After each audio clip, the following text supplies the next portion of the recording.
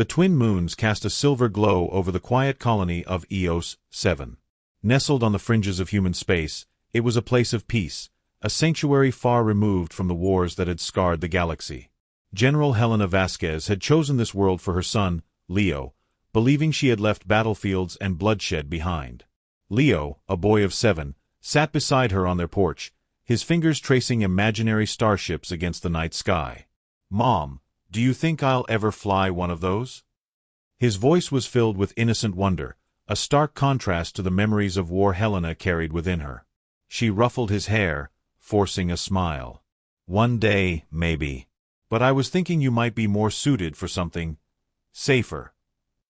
Leo wrinkled his nose. "Like what?" "Anything but war," she murmured. She had seen too many sons buried under the weight of conflict. That was why she had walked away, why she had traded her military insignia for the quiet existence of a mother. But fate had never been kind to those who sought peace. A distant rumble echoed across the valley. Helena's muscles tensed, instincts honed over decades flaring to life. The sky, once peaceful, burned red as energy blasts cut through the atmosphere. A fleet of Imperial ships broke through the clouds, descending upon Eos 7 like carrion birds. Panic swept through the colony. Alarms wailed, lights flickered, and distant screams filled the night. Helena stood, scanning the sky, her mind racing through possibilities.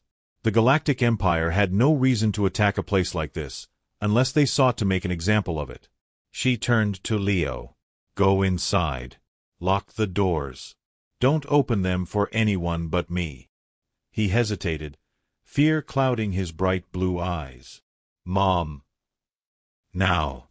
The last thing she saw before sprinting into the chaos was Leo disappearing into the house, his small hands fumbling with the lock. The streets had turned into a battlefield. The Empire's troops, clad in obsidian armor, moved with precision, indiscriminately firing upon civilians. People fell, some never getting back up. Helena spotted an armed soldier leveling his rifle at a fleeing woman. She moved without thinking. A single strike to the throat dropped him instantly. His weapon was in her hands before he hit the ground.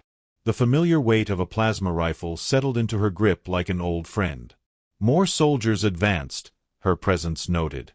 She fired without hesitation. 3 fell before they realized their mistake. The 4th turned to run. He didn't make it far. Helena fought her way through the streets, every step calculated, every movement honed from years of war. She wasn't fighting for victory. She was fighting to reach Leo. Then she saw the house. Flames licked at the edges of the roof. The door, locked just moments ago, hung open. Her heart slammed against her ribs. She ran. Inside, the air was thick with smoke. A shadow moved. A soldier taller than her, clad in the Empire's elite insignia. He stood over a small, motionless form. No. The world narrowed to a single, unbearable moment. Helena raised her rifle, her hands steady. The soldier turned just as she fired. The shot burned through his helmet, and he crumpled. She dropped the rifle and fell to her knees. Leo lay on the floor, his small frame still, his chest unmoving. Helena pressed trembling hands against him, as if sheer will alone could bring him back. But his skin was cooling, and his bright blue eyes that had always looked at her with such wonder, stared sightlessly ahead. A sound clawed its way out of her throat, raw and unrecognizable. For the first time in her life, Helena Vasquez knew what it was to break. Behind her, footsteps. More soldiers. She didn't care. Let them come. Let them finish what they started. But they didn't. Instead, they muttered amongst themselves, their tone dismissive, unconcerned. Just another civilian. The words barely registered through the roaring in her ears. The soldiers left, oblivious to the truth of who they had just wronged. Helena sat in the ashes of her world, her grief twisting into something colder, sharper. She had tried to leave war behind. Now war would come to them. The stars above Eos 7 had not changed. They remained cold and distant, indifferent to the ruin below. Helena Vasquez stood amid the smoldering remnants of her home, the scent of charred wood and blood thick in the air. Her hands, once gentle as they tucked her son into bed, were now stained with soot and death. The Empire had taken everything from her. Now, she would return the favor.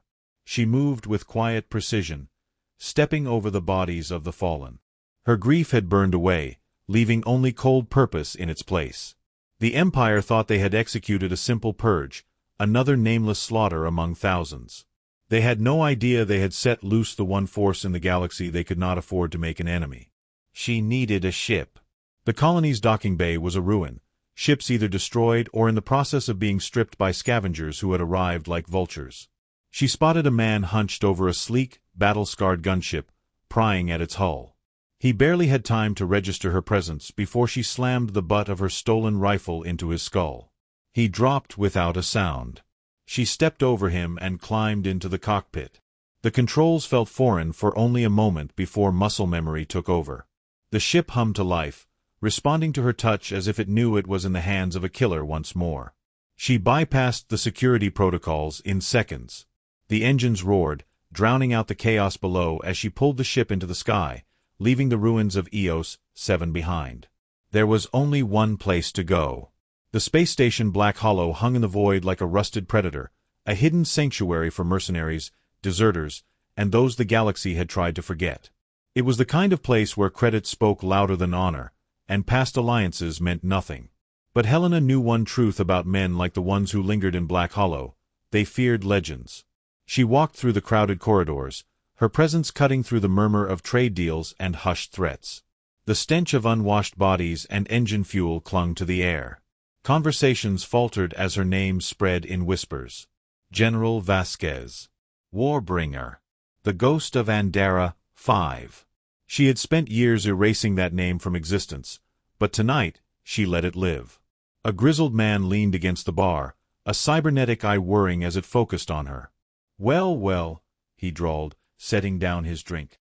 "Didn't think I'd ever see you again." "Captain Dren," she said. "I need weapons. I need men. And I need them now." Dren chuckled, tilting his head. "Last I heard, you went soft. Retired. Became a mother." Helena didn't flinch. Not anymore. Something in her voice made the amusement die in his throat. He nodded once. "I'll spread the word." Word traveled fast in places like Black Hollow. Within hours, the ghosts of old wars had gathered. Scarred veterans, exiled warlords, outcasts, all men and women who had once stood under her command or crossed blades with her in battle. Some came out of respect, others out of curiosity. All stayed when she spoke. "The Empire slaughtered a colony on the Outer Rim," she said, voice calm, measured. "Killed civilians. Killed children." She let the silence stretch, the weight of her words settling into their bones. "They think no one will remember. No one will fight back. They're wrong." A murmur rippled through the crowd. Some had lost homes to the Empire. Some had lost families. Others had simply been waiting for a cause worth bleeding for.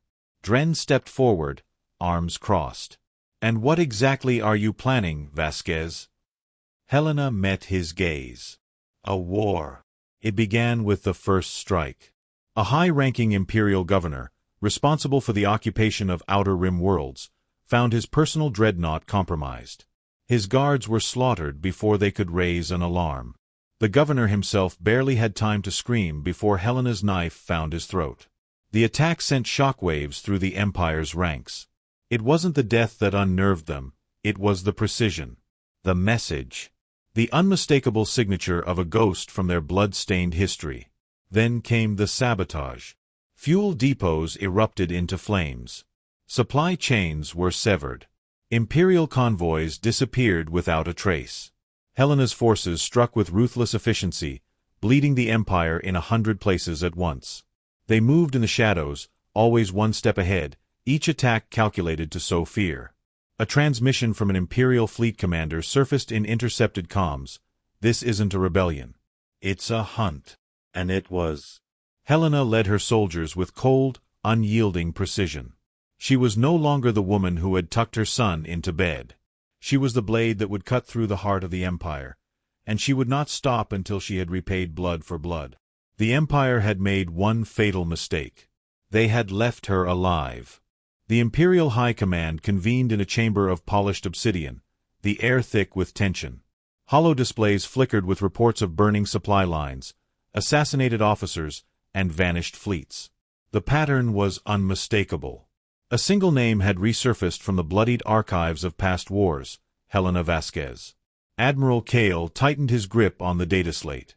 She was supposed to be gone. A relic of a war long ended. "She is not a relic," Grand Moff Siler corrected, his voice like the scraping of steel on stone. "She is a wound we failed to cauterize." Across the galaxy, Helena's war ground forward with the inevitability of an oncoming storm. No battle lines were drawn. No formal declarations made.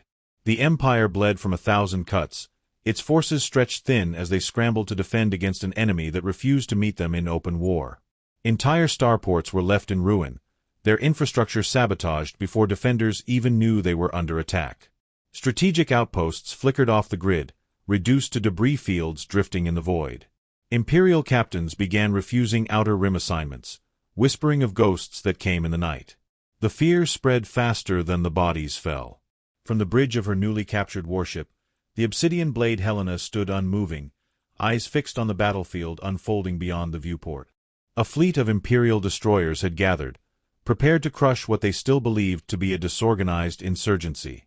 They did not yet understand that she was not here to fight them on their terms. Dren's voice crackled over the comms. "They're lining up for a full barrage. Shields won't hold if they all fire at once." Helena's lips barely moved. "They won't get the chance." The moment the Imperials entered range, her forces struck, not from the front, but from within. Agents she had planted in their ranks weeks ago turned on their commanders, sowing chaos in the heart of the fleet. Defense grids shut down. Fighters launched only to be torn apart by their own gunners. Then came the final blow. Hidden among the wreckage of prior battles, dormant warheads activated, detonating with pinpoint precision. The Imperial fleet's formation fractured as explosions ripped through their hulls. In mere minutes, what should have been a decisive show of force had become a slaughter. Helena watched it unfold, not with satisfaction, but with the cold certainty of a strategist executing an inevitable checkmate. Dren whistled. "I almost feel bad for them." She said nothing. The Empire had never felt remorse for the countless lives it had extinguished. Neither would she. From the depths of Imperial space, the whispers of her name turned to open panic. Governors tightened their security. Fleet commanders issued kill-on-sight orders. The Emperor himself, shrouded in the safety of his distant throne, finally stirred. An ultimatum was issued: surrender and be granted mercy. Continue and face annihilation. Helena answered with a single transmission, an intercepted recording of an Imperial officer ordering the execution of EOS 7 civilians. The screams echoed across every frequency. There would be no mercy. The Empire, for all its might, was unprepared for an enemy that did not seek to conquer, only to destroy. Helena's forces moved like phantoms, dismantling the great machine piece by piece. She did not need to topple it in one strike, only to make it crumble under the weight of its own fear. But even a dying beast could still lash out. The Emperor had grown desperate. His intelligence division, long relegated to political suppression, was reawakened with singular purpose: find Vasquez. Kill her. Helena knew the hunt had begun. She welcomed it. The Imperial throne world burned. Flames licked at the skyline, turning the once pristine spires of the capital into skeletal remains. The streets, where banners of the Empire had once flown in silent authority, now ran slick with the blood of its defenders. The air was thick with smoke, punctuated by the distant roar of explosions and the sharp staccato of pulse rifle fire. The final battle had begun. Helena Vasquez moved through the carnage with the precision of a blade, her forces striking in coordinated waves. Every weak point in the city's defenses had been mapped, every strategic choke point exploited.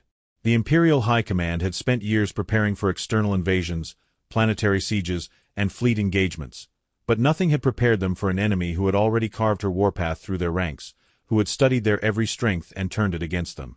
Dren's voice crackled over comms. We've secured the outer sectors. Resistance is still heavy near the central citadel.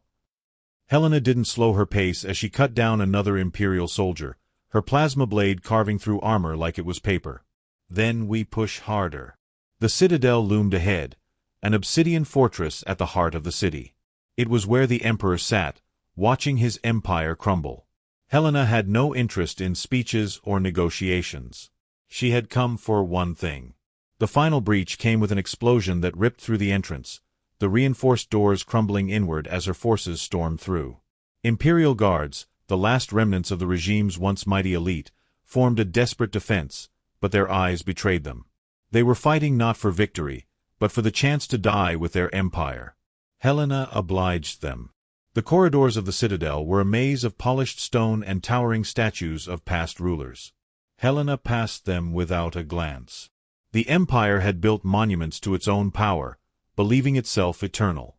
Now those statues stood in judgment over the dying breaths of the men who had sworn to protect them. At the end of the grand hall, past the bodies of the last defenders, the doors to the throne room stood ajar. She stepped inside. The emperor sat on his throne, his robes immaculate despite the ruin beyond.